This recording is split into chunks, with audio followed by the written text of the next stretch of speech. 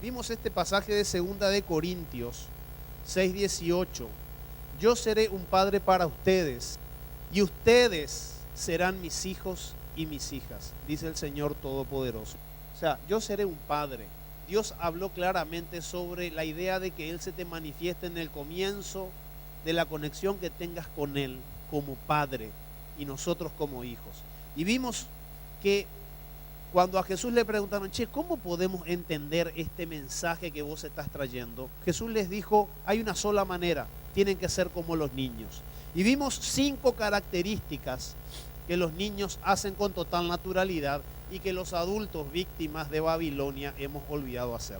¿Qué es Babilonia? Babilonia es el sistema que te educó, es el mal reinante, es el espíritu que gobierna este mundo, del cual Jesús nos advirtió para que nosotros no sigamos y no nos amoldemos a esa mentalidad.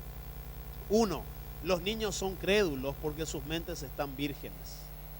2, tienen memoria frágil porque sus egos carecen de experiencia.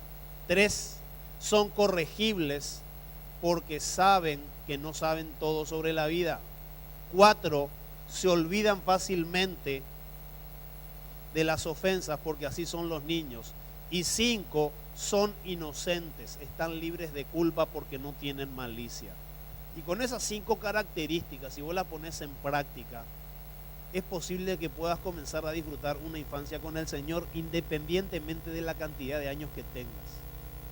Ahora, hablando de Babilonia, y la Biblia la define como la madre de todas las rameras, queremos hoy desnudar este espíritu que trabaja incansablemente contra la infancia en 3 diferentes situaciones. Y como el acróstico de las 3 palabras forma la palabra hada, nos inspiró para llamar a este mensaje el hada madrina de Babilonia. Porque Babilonia tiene su plan a nivel mundial para que la infancia sea destruida. Y no desde ahora, desde siempre.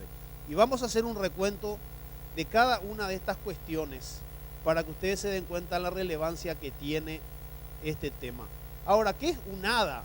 A modo de introducción, es una criatura fantástica y etérea, personificada generalmente en forma de mujer hermosa, que según la tradición son protectoras de la naturaleza, producto de la imaginación, la tradición o las creencias. Y hay muchas clases de hadas, pero todas ellas independientes de la mitología celta en la que tienen origen, paganismo, siendo todas ellas especulaciones y mezclas de distintas mitologías. Las famosas hadas madrinas son seres místicos y mágicos, que pueden conceder deseos o cambiar algo con el uso de la magia. Su presencia suele ser beneficiosa para una de las partes. Han sido la esencia de muchas películas de dibujos animados y de animación por computadoras basados en relatos de la literatura infantil. El hada. Vamos a hablar de la hada madrina de Babilonia. Babilonia tiene su hada madrina que quiere hacer magia con este tema. Ahora, antes de hablar de la primera A, porque hada es un acróstico, y vamos a hablar de la primera A, yo necesito, en nombre de mi esposa, el mío y de la comunidad, hacer una salvedad, porque este es un tema delicado. Nosotros hoy vamos a hablar del tema del aborto, pero no del tema del aborto como tal, sino del espíritu que está detrás del aborto, y por qué la relevancia que tiene este tema en particular, y cuál es el trato que Dios le da, no al tema en sí, sino al espíritu. Y la manipulación de información que hay sobre el tema y cómo Dios quiere que nosotros estemos despiertos al respecto. Entonces, esta salvedad la digo por respeto a las personas que capaz que pasaron por la experiencia o que tienen una hermana, un pariente o una hija, y no es nuestro ánimo que nadie se sienta incómodo, por el contrario. Por eso, en primer lugar, tenemos que señalar que estos temas que vamos a tocar son tan delicados que no pretendemos ofender a nadie. Tampoco no vamos a juzgar a ninguna persona que haya atravesado alguna de estas situaciones. Esto es una denuncia pública de la tergiversación que existe en la sociedad moderna sobre estos 3 temas, y que la Biblia, ni yo ni mi esposa, que la Biblia enseña al respecto de este tema. En lo personal, a mí me interesa lo que Dios dice al respecto, así que con la salvedad que este es un mensaje de carácter investigativo, porque hicimos una investigación para hablar, reflexivo e inspiracional, podemos comenzar. ¿Amén? Muy bien. Ahora, ¿por qué tocar estos temas? Porque la verdad es que la estrategia del enemigo es matar desde el principio. Eso está en Juan capítulo 8. Desde antes que un niño llegue a la vida. Y si el enemigo, o sea, si este sistema no logra matarlo antes, entonces tratará de matar todo lo bueno que le pueda suceder a un niño en la infancia. Y hoy vamos a hablar de esta primera parte y el domingo que viene, Dios mediante, de las otras dos, de cómo el diablo se está, pero el tipo tiene un plan maquiavélico para que los niños no nazcan. La primera A de hada que hoy vamos a tratar es el aborto. Ahora, ¿qué es el aborto? Y yo me sorprendí cuando me puse a estudiar con profundidad este tema porque hay tanta manipulación de información que dije, con razón el mundo está como está. Miren lo que dice el diccionario. Dicho de una hembra, interrumpir de forma natural o provocada el desarrollo del feto durante el embarazo. Eso dice el diccionario. Y el aborto inducido es la interrupción activa del desarrollo vital del embrión o feto hasta las 22 semanas del embarazo. O sea, es interesante cómo se subcategoriza. Hasta las 22 semanas sos un feto. Por lo menos esto es lo que se dice. Después de las 22 semanas sos un ser humano. O sea que antes sos una subcategoría. Y estos son inventos del hombre. Puede tratarse de un aborto terapéutico o aborto indirecto, cuando se realiza desde razones médicas, o de un aborto electivo. Y acá está la palabra, interrupción voluntaria del embarazo, cuando se realiza por decisión de la mujer embarazada. Y es interesante, me puse a ver el lenguaje que usa Babilonia sobre este tema y la confusión que genera. Y esto lo tenemos que compartir de alguna manera porque nosotros sí tenemos una voz, un punto de luz. Y tenemos que saber responder a estas cuestiones sin entrar en fanatismos. Nosotros tenemos que saber responder estas cuestiones del aborto sin decir, porque mi religión me dice que... No. Nosotros tenemos que entender el espíritu que está detrás de todo esto y cuál es la convicción, la conclusión personal que vos vas a llegar para saber por qué está mal y por qué está bien. Miren lo que son las estadísticas. Cerca de 46 millones de mujeres del mundo se someten a un aborto inducido. 46 millones de personas. Parece que estamos hablando de guaraníes. ¿Cuántas veces entra Paraguay en ese número? 6 puntos. Casi 7. 7 por 7. Somos 7 millones de habitantes. 6.5 más o menos. Cerca de 46 millones de mujeres en el mundo se someten a un aborto inducido. De aquellas, el 78% se ubican en los países en desarrollo, o sea, Latinoamérica y África. África preferentemente. Y el 22% restante en los desarrollados. De hecho, el 11% de todas las mujeres que sufren un aborto residen en África. El 58% en Asia, el 9% en Latinoamérica y el Caribe. El continente europeo y otros países del primer mundo tienen el 22% faltante. Asimismo, se calcula que en el mundo, de cada 1000 mujeres en edad reproductiva, 35 de las mismas se practican un aborto inducido cada año. Hay una foto ahí que saqué de un portal de internet sobre el tema. Otro estudio destaca que Francia, con 211.985, el Reino Unido con 202.402 abortos y España con 118.359 son los países con mayor número de abortos en Europa. De todos los países de la Comunidad Europea, Francia, Reino Unido y España. Le siguen otras naciones como Alemania, ahí están los números, Italia y Rumania. Según Eduardo Hertfeld, presidente del Instituto de Política Familiar. Si pueden, búsquenlo y léanlo, que el tipo un capo. Para entender por qué está mal el aborto, primero tenemos que hablar de la distorsión que existe sobre este tema. ¿La distorsión en dónde? La distorsión en la comunicación del tema aborto. Yo me metí a investigar esto ayer tipo 11, 10 y media de la mañana y terminé a las 10 de la noche. Estuve con mi esposa trabajando 12 horas en este tema y nos llevó tanto tiempo porque nos tuvimos que ir aquí en la cuestión. Nosotros pensábamos hablar de esto, pero es como que Dios nos dijo, che, mira, la cuestión va por este lado. Hay que comprender. Y es interesante lo que sucedió porque me conectó con algo que sucedió en el Edén. Miren, distorsión en la comunicación del tema aborto. ¿Cuál fue la primera cosa que hizo el diablo? Distorsionó una verdad. Le dijo a Eva, che, no es que te vas a morir, al contrario, si vos comés, vas a entender muchas más cosas. Le cambió la película, le manipuló la información. Ahora, ¿por qué distorsión? Veamos algunos ejemplos. Cuando se habla del tema aborto, se habla de lo que este sistema corrupto quiere que escuches, o sea, una parte de la verdad. Y como Peco nos enseñó, y lo repite siempre y lo repetimos, no hay mejor engaño, ¿sí?, que aquel que más se parece a una verdad. Vamos bien. Entonces, ¿dónde está la cuestión? Número 1, es lo que yo entiendo por vida versus lo que Babilonia define como vida. Y esta es una cuestión fundamental. ¿Qué es lo que yo entiendo por vida versus lo que el sistema quiere que nosotros creamos por la definición de vida? Por ejemplo, feto. Fíjense que dice, no dice una vida en crecimiento. Yo nunca fui un feto. La Biblia no dice que ninguno de los que está acá fue un feto. En el vientre de mi madre me tejiste con tus manos. No dice primero tejiste un feto y después te salió un hombre. Miren lo que dice feto, del latín cría. Yo no soy una cría, ni ninguno de los que está acá.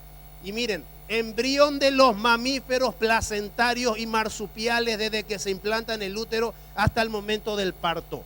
Entonces, recaliente, a la tarde lo llamo al doctor Raúl y le digo, doctor, yo soy un mamífero. Te voy a explicar. Dije, yo no soy un mamífero. Y me dice, bueno, hay una corriente que dice que sos un mamífero porque mamaste cuando era chico. Pero el hecho que yo mame no quiere decir que sea un mamífero. Pero ¿de dónde viene la definición? De los evolucionistas que nos clasificaron a nosotros. Entonces me fui al diccionario a buscar mamífero y ¿saben qué dice?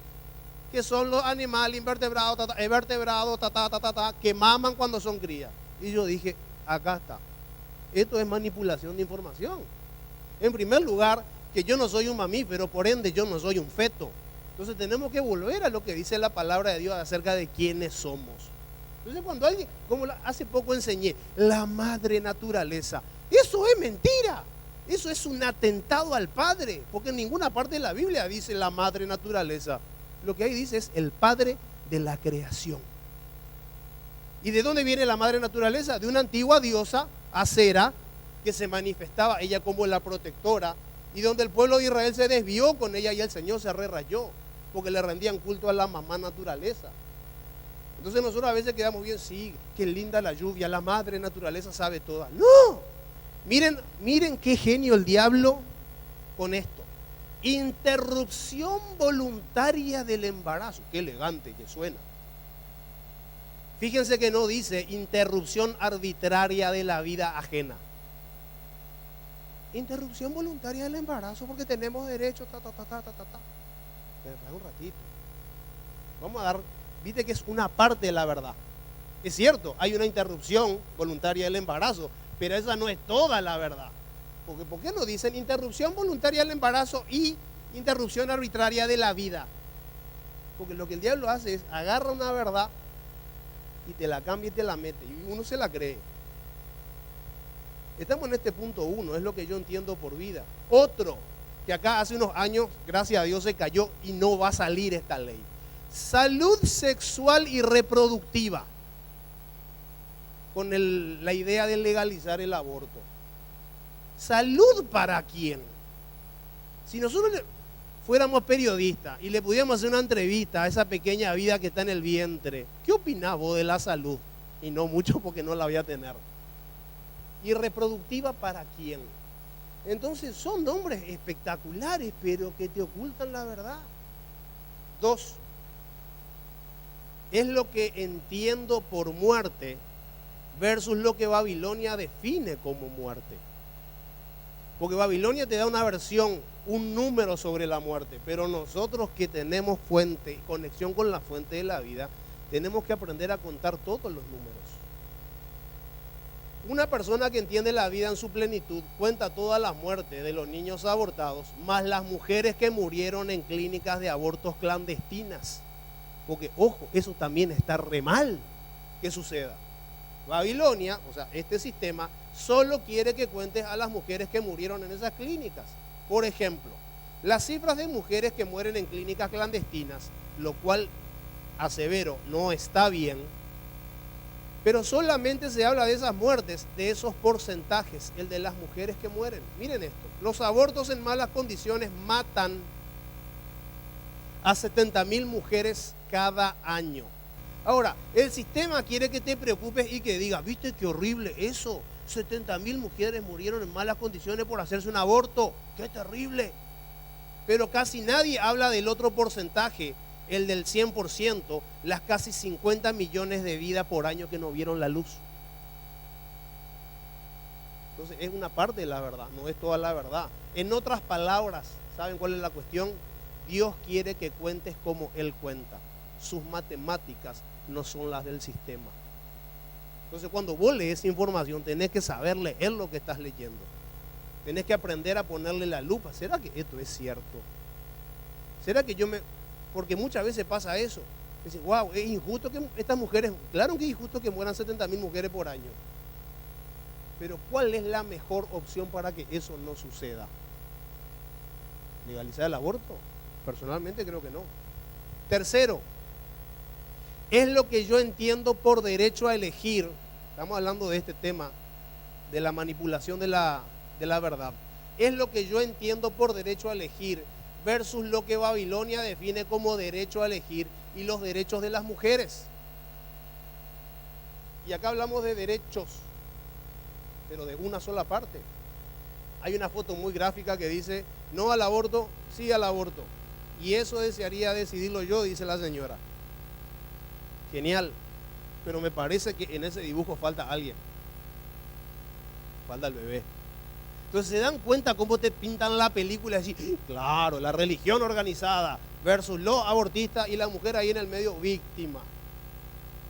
Pero ahí te falta una parte de la verdad. Y es aquí que está el gran tema, porque si para mí el derecho a elección está por encima de cualquier cosa, entonces es posible que mi conciencia esté fragmentada. Y nosotros en el mes de septiembre vamos a tener una serie espectacular sobre la conciencia. No se la pierdan. Según Dios, yo puedo elegir sobre todas las cosas en la vida, menos sobre la vida ajena. Nunca se pusieron a pensar en esto. ¿Por qué en vez de promover tanto el aborto no se promueve la adopción? Se gastan millones de dólares y aparecen. Pero, ¿y todo para qué? Para promover el aborto, leyes para el aborto, para que cada vez se aborte más.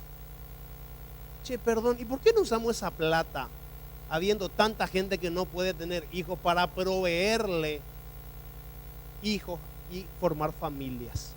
¿Y saben por qué les digo esto? Porque para hablar de este tema, yo hace un mes me reuní con la directora del Centro Nacional de Adopciones. Y sigue siendo una gran necesidad este tema. El aborto no es la salida. Ahí está la cuestión y uno de los posibles caminos. Una mujer tiene derecho a elegir si quiere ser madre o no. Y eso se entiende. Como hablábamos con Erika, una nena de 15 años queda embarazada. Y ella puede decidir de repente no ser mamá porque ni psicológicamente está preparada. Obvio. Pero yo tuve una compañera en el colegio que se embarazó a los 15 años. Tuvo su hija. Y ahora ella tiene mi edad más o menos. Y su hija a los 18 años se embarazó. Y con mi edad es abuela. O sea, y la abuela está co-criando a la criatura. Imagínense. Entonces, este espíritu de Babilonia lleva a la gente al antagonismo. Unos pro aborto y otros contra el aborto. Y ahí es un callejón sin salida. ¿Por qué? Porque en el nombre de la libertad y el derecho a elegir, muchas mujeres se hacen un aborto sin realmente entender todo lo que está en juego. Hay muchísimas cosas en juego detrás de un aborto. Y Babilonia no te habla de ese tema. Yo les animo a los que les interesa el tema, porque esto me lo enseñó mi profesor en la facultad, que es un abogado especialista en Derecho Internacional, en Common Law. Véase el caso de Roe versus Wade en los Estados Unidos en 1973. Una demanda de una mujer que quiso abortar. El fiscal de distrito le dijo que no, entonces ella se fue a la Suprema Corte de Justicia. Se fue a la Suprema Corte de Justicia patrocinado por organizaciones pro derechos, financiado con dinero de la revista Playboy, declaraciones de Jeff Hafner, fundador. Él puso la plata para eso y él reconoció que nunca apoyó tanto una iniciativa como la ley del aborto, que En Estados Unidos, por su sistema de common law, cuando un juez determina algo, eso ya es consecuente y habilita al resto de las siguientes decisiones. Y lo que sucedió es que la señora tuvo a su hijo mientras la Corte Suprema decidía. ¿Y saben qué pasó? Falló a favor de la señora, pero no lo podía abortar porque el nene ya había nacido. Esta señora le da al nene en adopción a otra gente. Y años más tarde, la abogada de esta señora que la patrocinaba cuenta que en realidad, porque ¿cuál era el tema? Que ellos dijeron que fue violada y por eso pedían el aborto. Años más tarde, esta mujer se conecta con el Señor y cuenta toda la verdad. A ella nunca la violaron. Y es más, ella mintió para que saliera lo que en la common law es el antecedente. Si un juez determina esto, el resto de los jueces se tienen que basar en esa decisión para las siguientes decisiones. Y es ahí que indirectamente se legaliza el aborto en los Estados Unidos en el año 1973. Ya a la fecha llevan más de 30 millones de abortos. Entonces es una cuestión interesante ponerse a pensar en esto. Ahora, hay salida para este tema.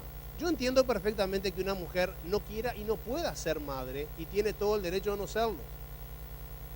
Por eso el diablo es un genio y habla de embarazo no deseado.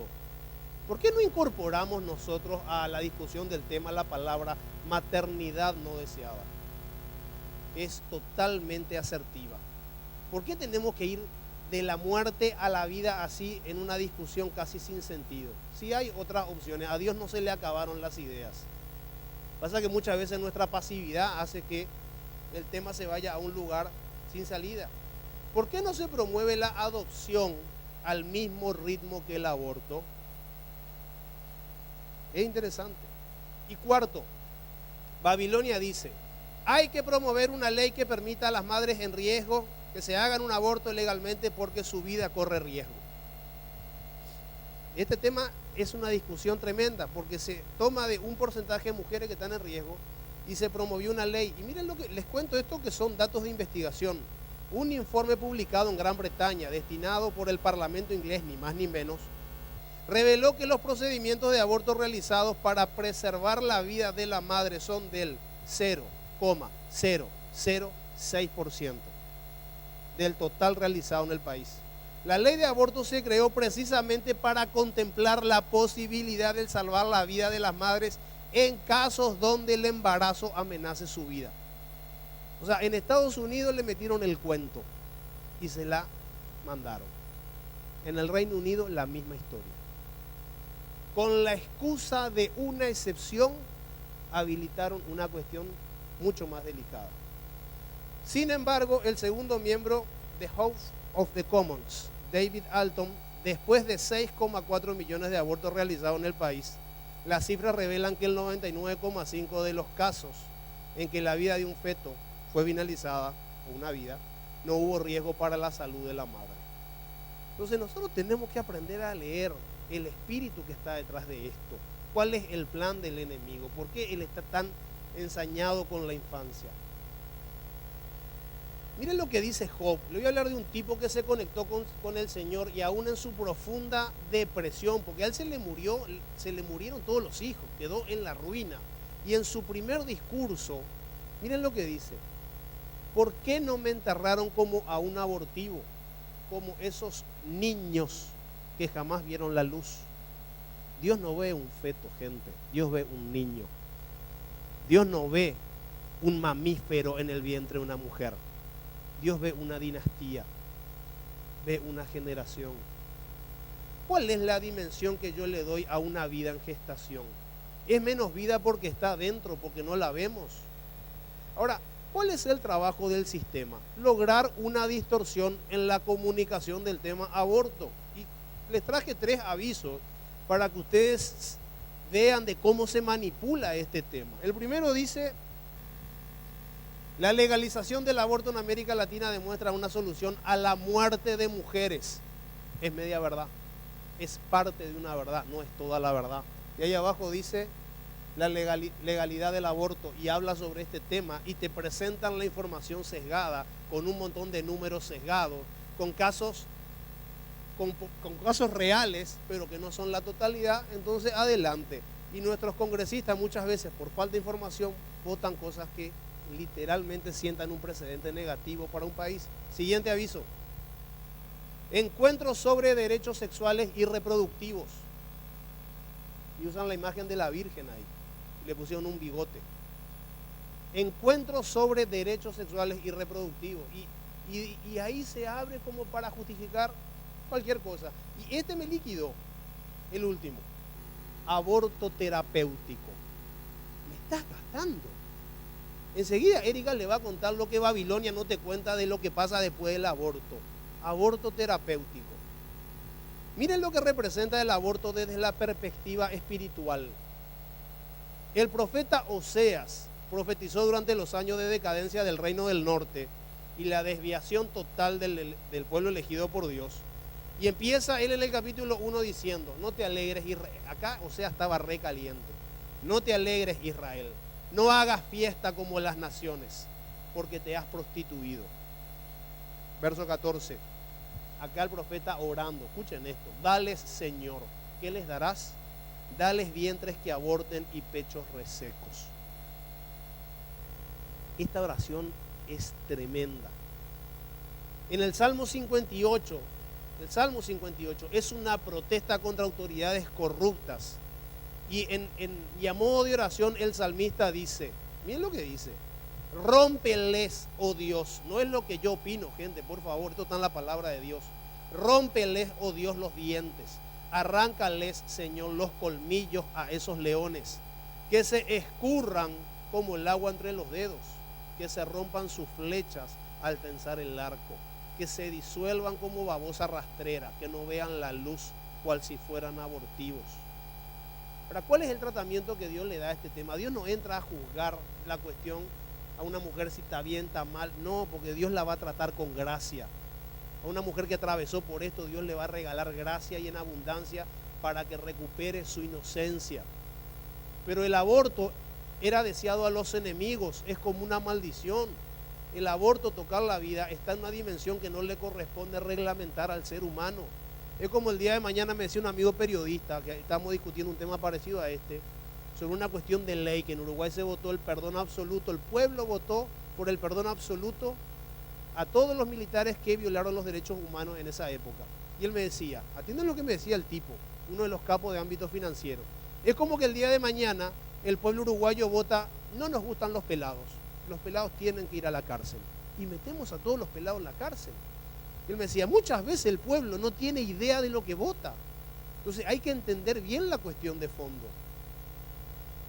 Cuando Dios está haciendo el compromiso con su pueblo en los inicios de la nación israelita, dice en Éxodo 23, 25 y 26, acá Dios está haciendo una declaración diciendo, miren, yo con ustedes me voy a comprometer a esto.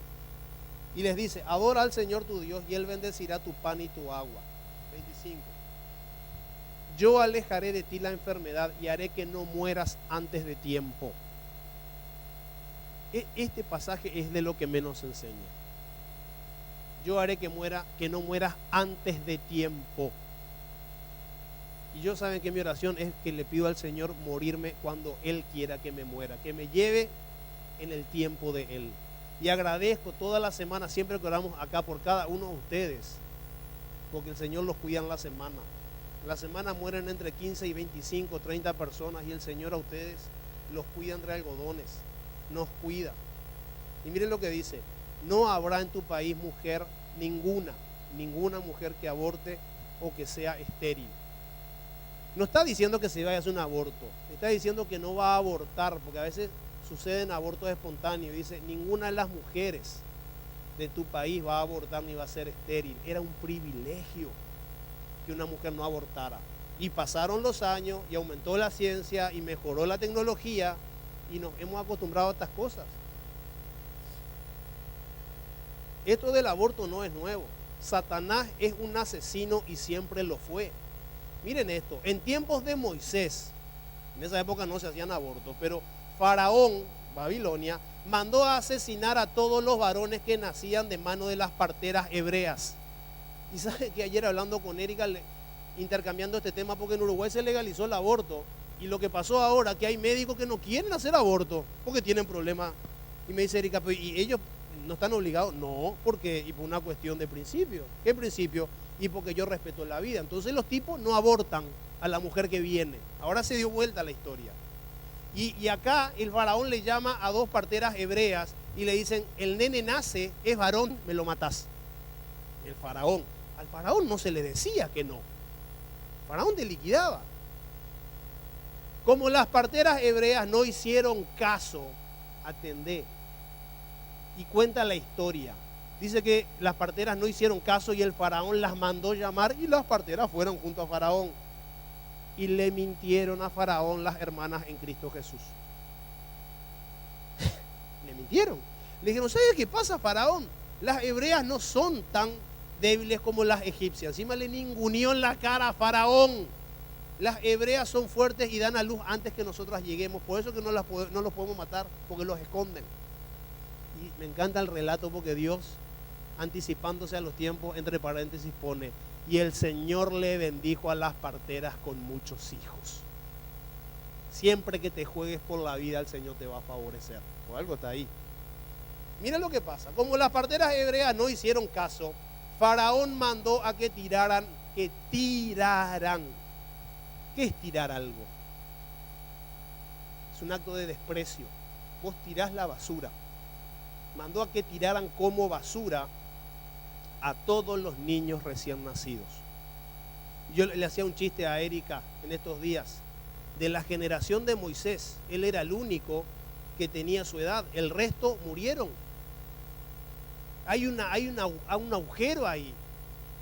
Niños con 2, 3 años, él era el único, él iba al grado de la escuela y estaba solito. Porque los que nacieron en el mismo año que él fueron tirados al río. Eso fue lo que pasó. Moisés fue el único que se salvó. Ahora, solo esto lo comento porque ayer me liquidó el Señor cuando leí esto. Porque una vez escuché un periodista que decía que Dios era malo porque mató a los primogénitos de Egipto.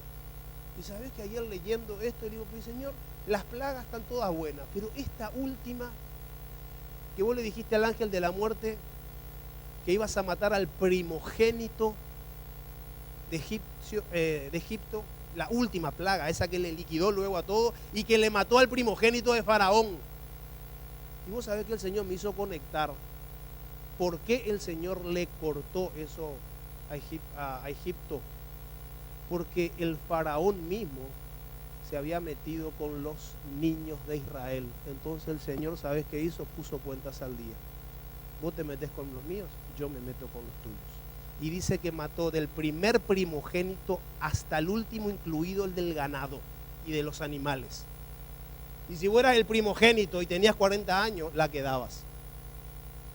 El Señor es como que los borró y dijo, ¿sabes qué? No te metas con la infancia. Una cuestión profunda es. Miren, el tema este no es nuevo. Cuando nació Jesús, el mismo espíritu, Herodes mandó a matar a todos los niños menores de 2 años en Belén y sus alrededores. Es tremendo eso. Es el mismo espíritu. Hay que entender el espíritu que está detrás de todo este mensaje de la salud reproductiva, de la interrupción voluntaria del embarazo, de los derechos de elección y todo lo que vimos.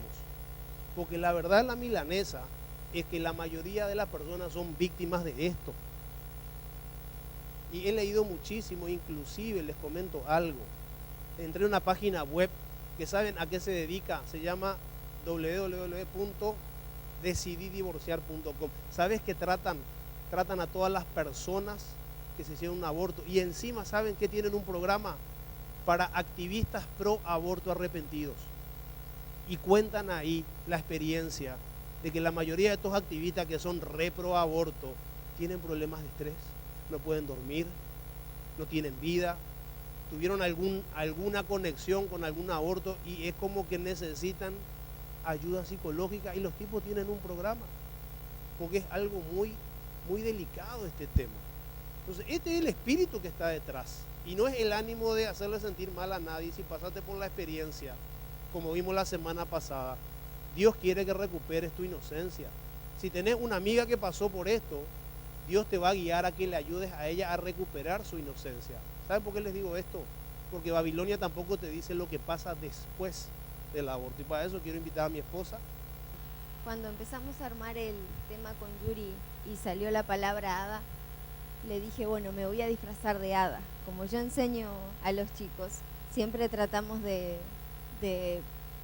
potenciar visualmente el mensaje. Pero cuando vimos que era el hada de Babilonia y todo lo que eso simbolizaba, iba a ser una hada muy fea, así que dije, no sea cosa que me asocien con algo malo. Y hablando un poquitito, investigando, le dije que le tenía que hacer como una especie de confesión. Le dije, haciendo siempre la salvedad de que no estoy a favor de la ley, ni la votaría, ni mucho menos. Pero le dije, como trabajo en el área de la salud y me imagino y me pongo en el lugar de los médicos y de la gente que está en el área de la salud, es como que uno se pone a pensar, como decía Yuri, todas las cifras de muertes de mujeres, todo lo, o sea, cómo está velado, la verdad, que le dije que entendía por qué los médicos o por qué la gente que estaba en el área de la salud no la apoyaba o lo realizaba, pensando en todas las muertes y pensando en la mujer, porque como le decía él, a esa mujer o a esa niña o a esa adolescente no le vas a cambiar la idea de que está mal eso, pero por lo menos le podés salvar la vida. Entonces le dije, orando aparte, le dije al Señor, Señor, mostrame qué hay detrás, porque en esa fragmentación de la conciencia, o sea, en esos pensamientos capaz humanos y siempre a favor de la mujer, hay algo que se esconde. Entonces le dije, yo quiero saber qué es lo que hay atrás, más allá de ni estar a favor ni estar en contra. Yo quiero que vos me muestres tu corazón.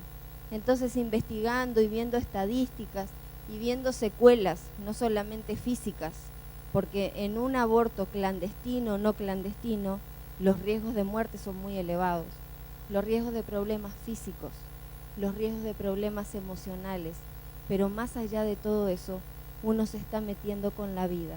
Y encontré esta carta que quiero que me ayuden a leerla.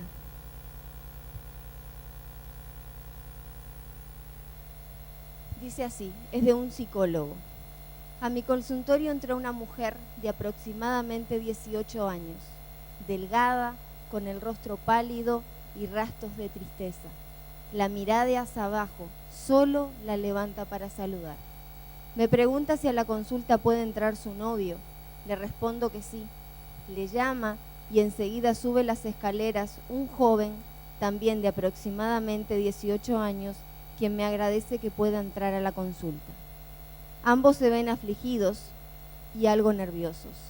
Es Laura, quien me refiere que hace 20 días tuvo un aborto y tanto ella como su novio Raúl han tenido que vivir esto en secreto.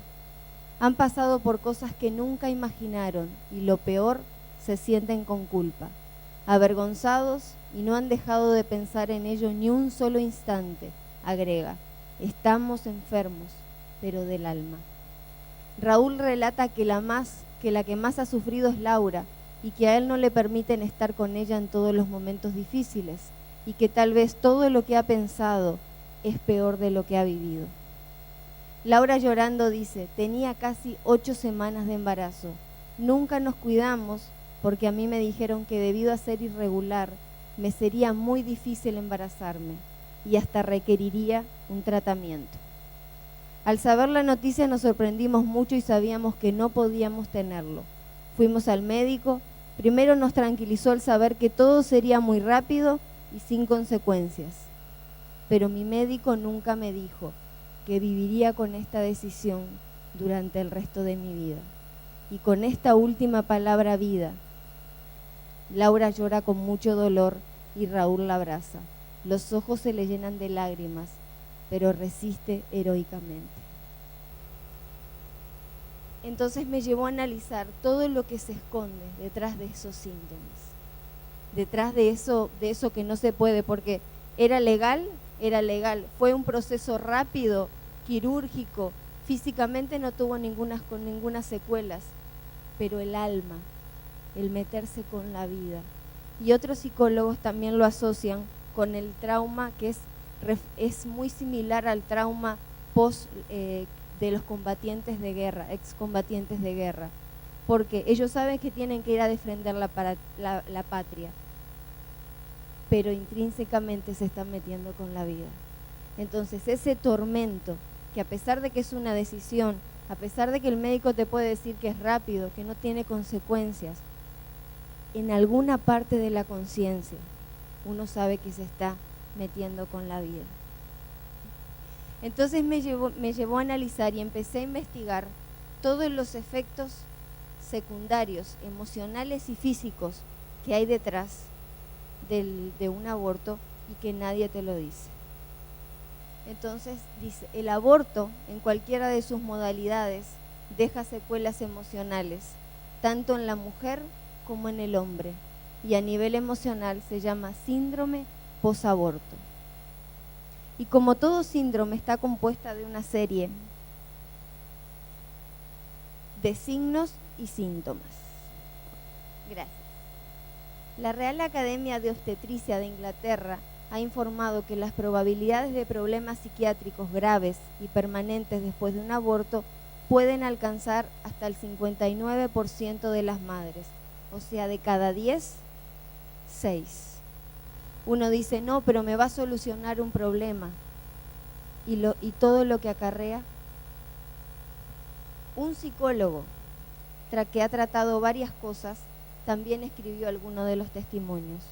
No sé por qué lo hice, declaró una mujer, pero de lo que sí estoy segura es que aún no me recupero de esa experiencia. Las pesadillas no me dejan vivir. En algún lado del subconsciente eso está grabado y pesa mucho. Y uno puede decir, no, pero esos son síntomas emocionales o psiquiátricos. Otra paciente. Mi médico no me contó que podría tener una abundante hemorragia y una infección que me podría durar durante semanas, como así fue. Tampoco me dijo nada sobre la posibilidad de que me extirpasen el útero, o sea, una histerectomía, tal como me hicieron 8 meses más tarde, dijo una víctima del aborto. Imagínense esa mujer, se hizo un aborto y se le fue la posibilidad de volver a ser mamá. ¿Cómo recuperas la inocencia? ¿Cómo uno sigue con la vida? Y eso fue dentro del marco legal. No es que se fue a algún lugar clandestino y le sacaron terminó perdiendo el útero. Entonces, más allá de todo lo que sí está bien o sí está mal, esto es lo que se esconde detrás de eso. Eso es lo que puede estar viviendo una vecina, una amiga. Eso es todo lo que acompaña una decisión que se haya tomado en el pasado. Y parte de las secuelas del síndrome posaborto entra el llanto, el insomnio, la pérdida del apetito, agotamiento nervioso, disminución de la capacidad del trabajo, trastornos gastrointestinales, frigidez, problemas sexuales, sean con el papá o sean con el futuro marido, con la futura pareja. Eso acompaña porque se tocó el útero, se tocó donde se genera la vida. Culpabilidad, insatisfacción, sentimiento de luto. Muchas veces la persona niega que llevó a cometer algo que le sacó la vida. Entonces ese sentimiento de luto que no fue llevado a cabo como tal, pero está presente. Pesar, remordimiento, pérdida en la confianza para la toma de decisiones, preocupación por la muerte, hostilidad, conducta autodestructiva. Dicen que todas las personas como mujeres que son golpeadas o personas que aceptan que su marido, su pareja o alguien los maltrate, es porque llevan una culpa interna adentro que hace aceptar que ellos merecen eso. Entonces muchas veces ese tipo de mujeres aceptan que son golpeadas, no solamente que ellas se pueden cortar, sino esa tendencia de merecer recibir ese golpe, porque ese dolor físico es menos tremendo que ese dolor que uno lleva por dentro. Baja autoestima, tendencia al suicidio, depresión en la fecha cercana en la que debería haber nacido. Las mujeres dicen que esos no se olvidan. Imagínense si uno cuando pierde un bebé de manera natural, siempre piensa que su bebé tendría tal edad o que tendría que haber nacido en tal fecha, cuanto más cuando esa decisión fue provocada. Eso no se olvida, eso queda, no se habla. Entonces, como está en el subconsciente, es peor. Esos temores, esas pesadillas, esa falta de paz va acompañando.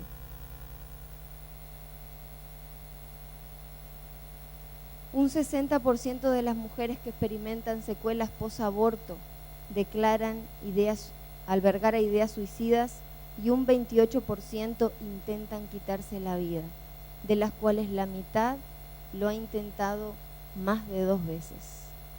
Imagínense, 6 de cada 10 lo pensaron, 3 de cada 10 lo intentaron y la mitad, o sea que sería 1,5, ya lo ha intentado más de 2 veces. Ahora, como decía Yuri, para todo eso hay un papá, para todo eso hay un Dios que perdona, que quiere hacer contacto con cada uno de nosotros. El síndrome post-aborto no solamente afecta a las mujeres, sino también afecta a la pareja y afecta al hombre. El aborto tiene consecuencias en las parejas también. Cerca del 80% de las parejas, o sea, de cada 10 parejas que decidieron realizar un aborto, 8 terminan en separación. Es algo de lo que no se puede hablar. No solamente hay problemas de comunicación, porque eso forma como parte de un lado oscuro, sino que después entra en la culpa. No, yo estoy pasando por esto por tu culpa, o el hombre también, al que la mujer no la involucra, se siente como que está atado de manos. Entonces, esos terrores nocturnos, esa falta de paz, empieza también a trabajar en la mente del hombre. Uno de los roles del hombre, ¿cuál es? Dar protección, dar paternidad. Es lo que cada mujer busca. Si a uno le preguntan como mujer qué es lo que espera de un hombre, es que me proteja, que proteja a la familia, que proteja a los chicos. Muchas veces cuando las mujeres se divorcian, dice, como marido no fue bueno, pero es un buen padre, él protege a los chicos. Eso es un rol natural del hombre. Imagínense cuando de una manera oculta al hombre le sacan ese rol. Esa misma impotencia también lo acompaña. En el hombre genera furia, impotencia, gran consternación por su pareja y su bienestar, incapacidad de comunicarse con su pareja sobre la experiencia de ella o de ambos, porque queda todo en lo oculto. Uso y abuso de sustancias químicas, el querer tapar con una droga o el famoso efecto placebo, eso que está ahí en el alma, eso que no se puede tocar, que una pastilla no puede llegar, pero a lo que Dios sí puede llegar.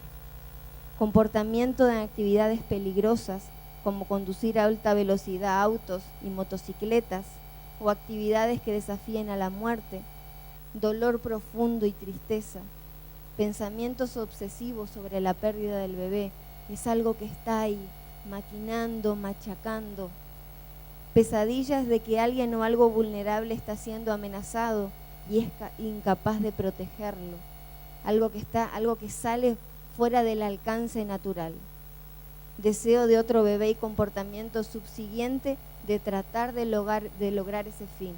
Es como que esa pérdida tiene que ser sustituida por otro bebé. Incapacidad de manejar los sentimientos que está experimentando, o sea, la persona se siente que está al borde de la locura, y violencia conyugal, entre tantas otras secuelas. Y una de las cosas que me llamó la atención de la carta de Laura fue que decía que ella tenía muy poca información sobre el tema, tanto sobre el tema de físico, porque ella tenía irregularidad en su periodo, y tanto como con el tema de en cuanto al aborto y de cuanto a lo que iba a sentir. Y eso me llevó a pensar en la gran responsabilidad que nosotros tenemos como papá, de hablarle. Ellos están ahí esperando respuestas nuestras, porque no puedo dejar en las manos de Babilonia, en las manos del sistema educativo, que le hablen a Ana Laura y a Micaela, y me pongo en el rol de mamá, que le hablen acerca de lo que es la salud sexual y reproductiva, que le hablen de lo que es el período. Yo me acuerdo que cuando tuve mi primer periodo, mi madre me dijo: Erika, yo quiero que sepas que si vos quedás embarazada, yo te voy a llevar a hacer un aborto, porque lo que yo pasé, no quiero que vos lo pases. Y a mí eso me quedó tan marcado, o sea que lo que yo pasé, lo que ella pasó fui yo. Yo soy el resultado de un trauma, o sea, eso quedó tan grabado en mí. O sea que yo, en vez de ser algo espectacular, fui algo que ella, o sea, fui su fracaso matrimonial durante 12 años, fui su imagen, digamos, de ese fracaso.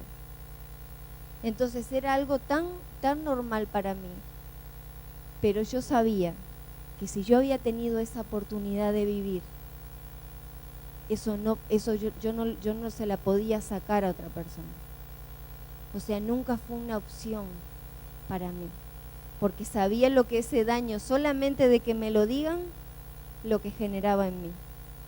Y a partir de ahí, cada vez, cualquier pelea, porque yo no era fácil, cualquier pelea con mi madre que se le estaba yendo de las manos, venía la palabra: yo te tenía que haber abortado. Entonces eso caló tanto que cuando le vino el periodo a mi hija mayor, lo primero que le dije fue: Miquita. Le hablé de todo lo que es la salud sexual y reproductiva, pero después le dije: Mica, si algo pasara y vos quedás embarazada, yo quiero que sepas que vos contás con papá y con mamá y que te van a apoyar y que de ahí vamos a estar. Entonces, qué importante es ese rol, esa seguridad que como papá y mamá le brindemos, que nosotros estemos ahí.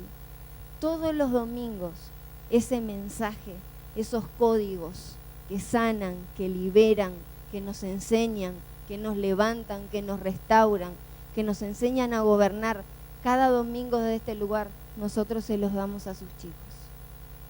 Entonces, qué importante que como papás valoremos eso.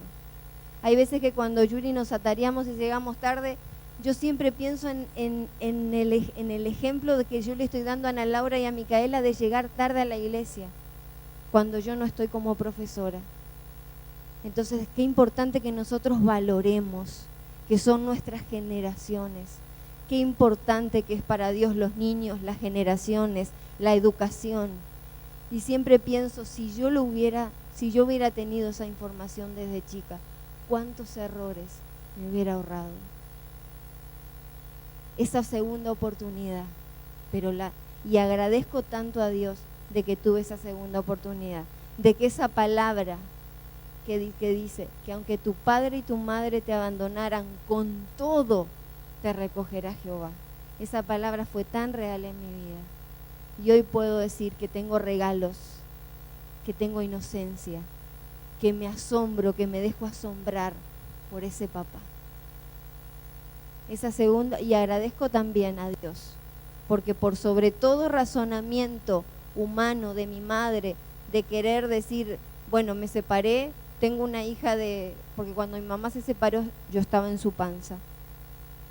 A mí me crió mi abuela. Entonces agradezco a Dios que por sobre todo razonamiento humano y lógico de mi madre, hubo una autoridad mayor. Y hubo una abuela, y hubo una persona que me crió. Y tengo un papá del cielo que me asombra, que me da regalos, que me ama. Y me encanta la frase de la Madre Teresa de Calcuta. Y con esto quiero ir cerrando. Una joven tenía decidido terminar con su embarazo y se emocionaba con lágrimas al recordar las palabras de quien para ella en ese momento fue Dios mismo. Lo recuerdo, ella decía, tenlo y yo lo cuido. la Madre Teresa de Calcuta. La Madre Teresa de Calcuta era de esas personas que decía, tenelo, yo lo cuido, dámelo a mí. No querés ser mamá, no estás preparada, dámelo a mí. Siempre hay alguien, y ese es el corazón de Dios, ese papá que lo va a cuidar.